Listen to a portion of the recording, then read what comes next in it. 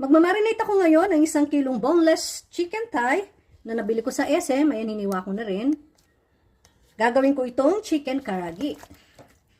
Lalagay ko na yung mga sangkap nito. Kakailanganin ng ating chicken karagi. Granule black pepper, salt, kikoman, sake, sesame oil, grated garlic and grated ginger, 1 beaten egg, and cornstarch. Yan. Halu-haluin lang natin ito para ma-welcome ba nitong ating mga pinang-season sa chicken karagi. Ayan, okay na to. Na-mix na siya ng mabuti.